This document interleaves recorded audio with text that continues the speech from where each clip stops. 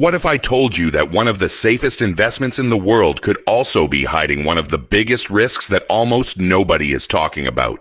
Millions of people invest in ETFs because they're simple, affordable, and widely promoted as a smart way to build long-term wealth. Financial advisors recommend them. Retirement accounts are filled with them. New investors buy them every single day with just a few taps on their phones. But what if this incredible popularity has created a problem hiding in plain sight?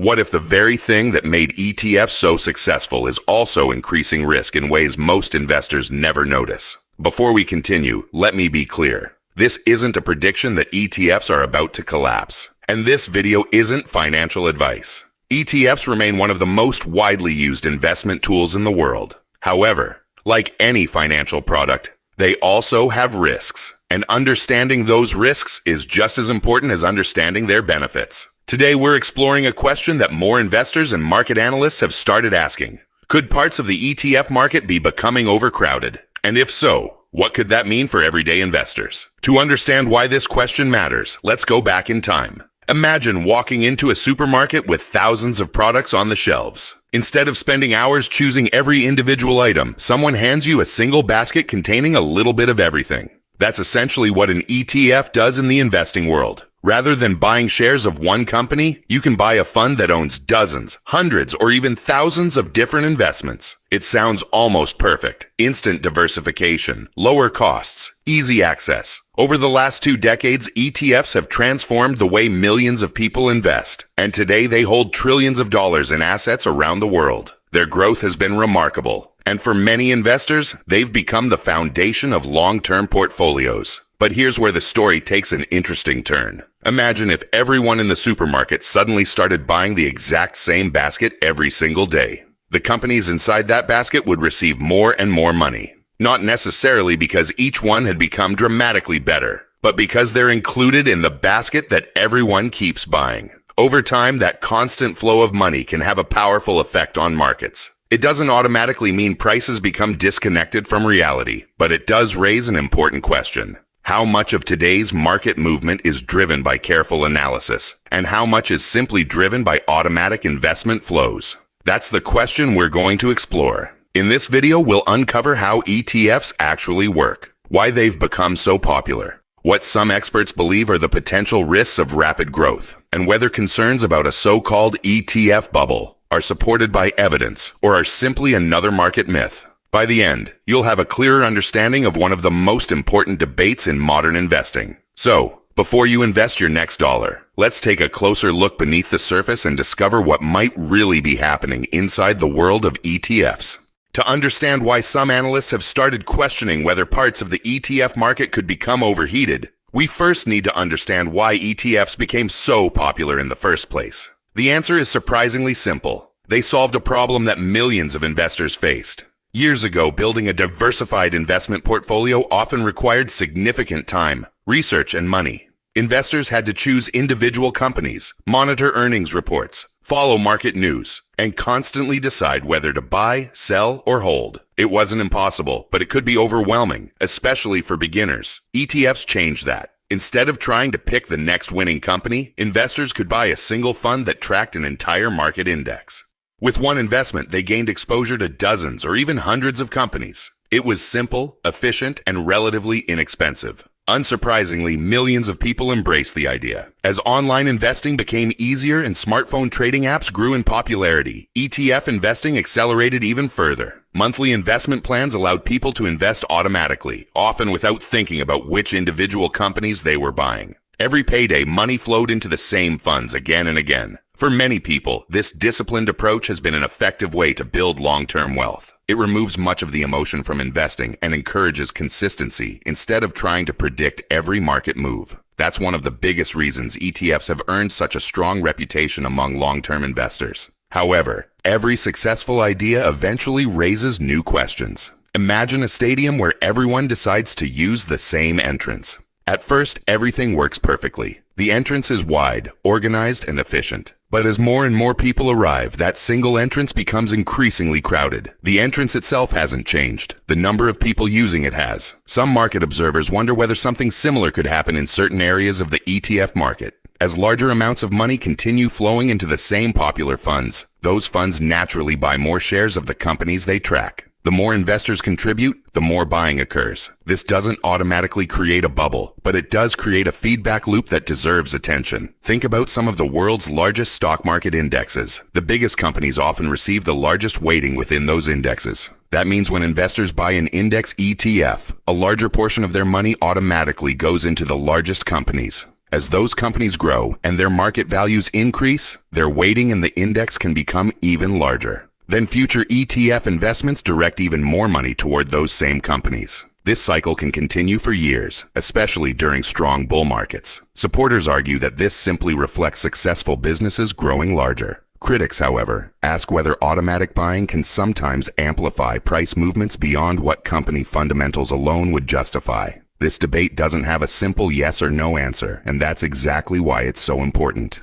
Markets are influenced by many factors, including corporate earnings, interest rates, economic growth, investor confidence, and global events. ETF investment flows are only one piece of a much larger puzzle. But understanding how those flows work gives us a better foundation for asking the next question. If money keeps pouring into the same funds year after year, what happens when the flow eventually slows down, or even reverses? That's where the conversation becomes even more interesting, and it's exactly what we'll explore next. Now we arrive at the question that gives this video its title. Is there really a hidden bubble in ETFs? Or is this simply another market fear that appears during every bull market? The honest answer is that economists, investors, and financial experts don't all agree. Some believe ETFs have made markets stronger by giving investors an easy, low-cost way to diversify. Others argue that the rapid growth of passive investing may be changing how prices are determined in ways we don't fully understand yet. Rather than choosing a side, let's look at why this debate exists. Imagine a popular concert with thousands of people trying to enter through the same gate. As long as everyone keeps moving in the same direction, the process feels smooth and organized. But if something unexpected happens and the crowd suddenly tries to leave at the same time, the situation can become much more chaotic. Some analysts use a similar analogy when discussing certain parts of the ETF market. They aren't saying this will definitely happen, but they ask whether markets could become more volatile if many investors decide to sell at once during periods of fear or uncertainty. One reason this discussion has gained attention is the incredible concentration of money in a relatively small number of very large companies.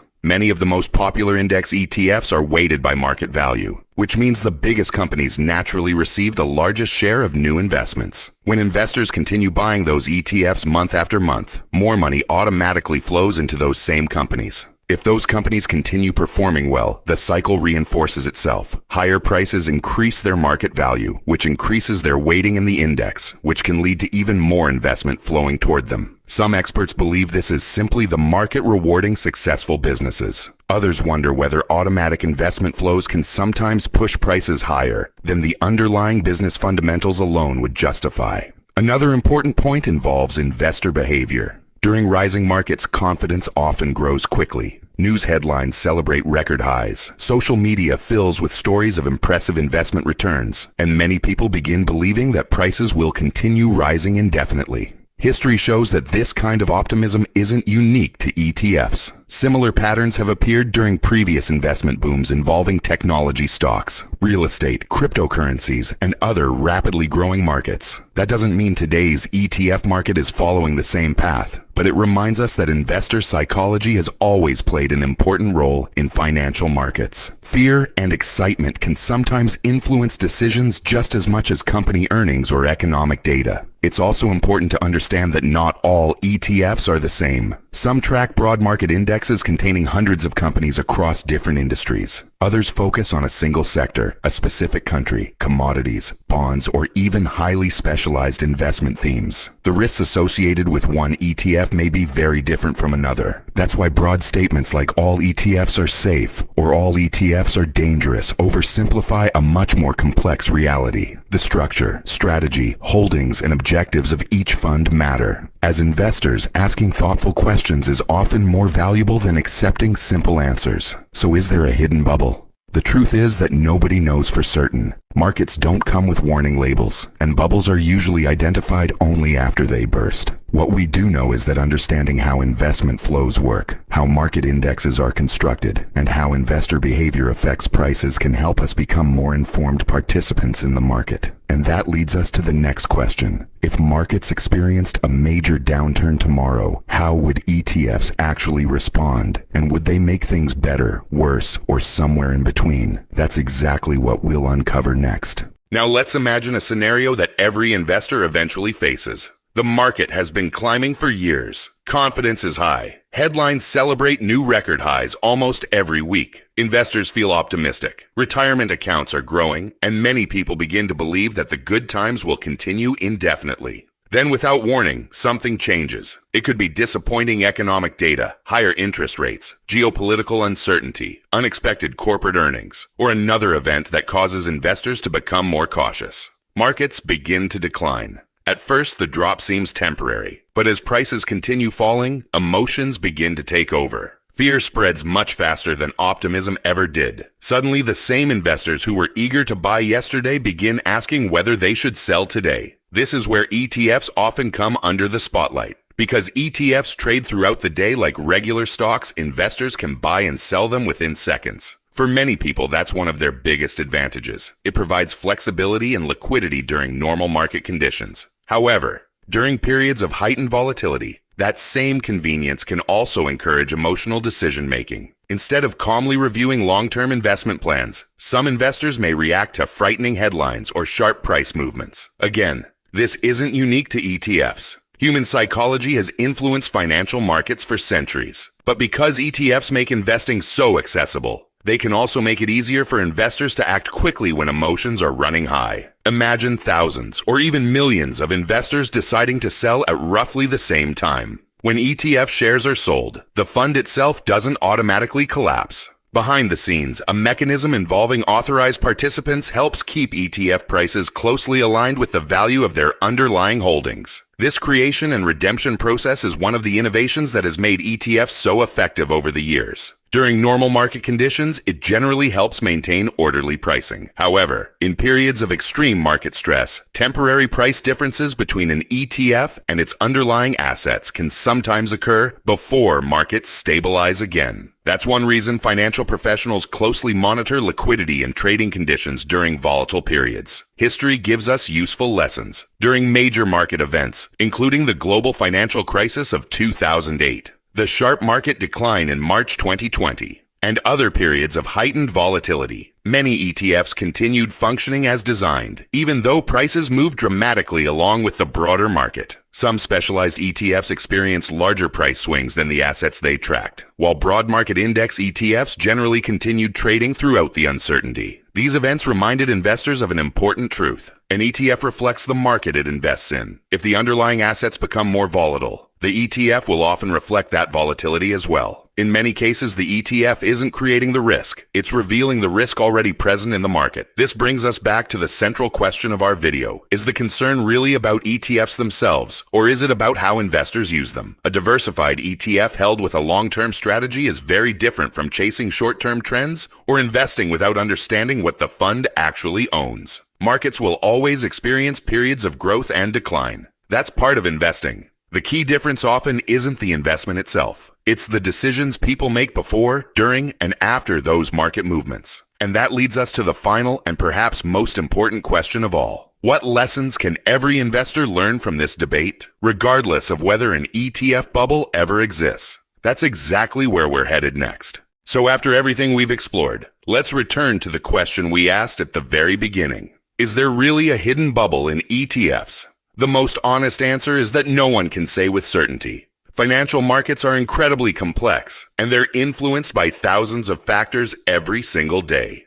Interest rates, inflation, company earnings, technological innovation, government policies, global events, and investor psychology all interact in ways that no single person or algorithm can predict perfectly. That's why experienced investors rarely speak in absolutes. Instead of saying, "This will definitely happen," they ask, "What are the risks? And am I prepared if things don't go as expected?" That simple shift in thinking can make a huge difference over the long run. Perhaps the biggest lesson from today's discussion isn't about ETFs at all. It's about understanding what you own and why you own it. Many people invest simply because everyone else seems to be doing the same thing. A friend recommends a fund. A social media influencer calls it the best investment ever. Headlines celebrate record-breaking market gains, and suddenly it feels like investing is easy. But history reminds us that markets move in cycles. There are periods of optimism, periods of uncertainty, and periods when prices can fall just as quickly as they once rose. Investors who understand this reality are often better prepared to stay calm when markets become unpredictable. That doesn't mean ETFs are good or bad. In fact, for many long-term investors, diversified ETFs have become one of the most effective tools for building wealth over time. They offer broad market exposure, relatively low costs, and a level of simplicity that individual stock picking doesn't always provide. But no investment is completely risk-free. A diversified fund can reduce company-specific risk, yet it cannot eliminate market risk. If the overall market declines, even diversified portfolios may experience losses. Understanding that difference is one of the foundations of responsible investing. Another important lesson is to avoid confusing popularity with certainty. Just because millions of people invest in something doesn't automatically make it risk-free. At the same time, popularity alone doesn't prove something is a bubble either. Markets have rewarded many widely adopted innovations throughout history. The internet transformed communication. Smartphones changed daily life. Cloud computing reshaped businesses around the world. Artificial intelligence is creating another major technological shift. The challenge for investors isn't deciding whether innovation matters. It's understanding how expectations, valuations, and investor behavior interact over time. That's why asking thoughtful questions is often more valuable than chasing exciting headlines. So the next time you hear someone confidently declare that ETFs can never fail, or ETFs are the next financial disaster, remember that reality is usually more balanced than extreme opinions suggest. Good investing isn't about predicting every market movement. It's about learning continuously, understanding risk, staying diversified where appropriate, and making decisions based on careful research rather than fear or excitement. Markets will always surprise us. New opportunities will emerge, and new challenges will appear. The investors who tend to succeed over long periods are often those who remain curious, disciplined, and patient, even when everyone else is reacting emotionally. If this video helped you understand the debate surrounding ETFs in a clearer and more balanced way, let us know your thoughts in the comments. Do you think the rapid growth of ETFs is simply a sign of smarter investing, or do you believe parts of the market deserve closer attention? We'd love to hear your perspective. And if you enjoy videos that break down finance, investing, economics, and the biggest trends shaping the global economy into simple, easy-to-understand stories, make sure you subscribe to the channel and turn on notifications so you never miss an upcoming video. Thank you so much for watching, and we'll see you in the next one.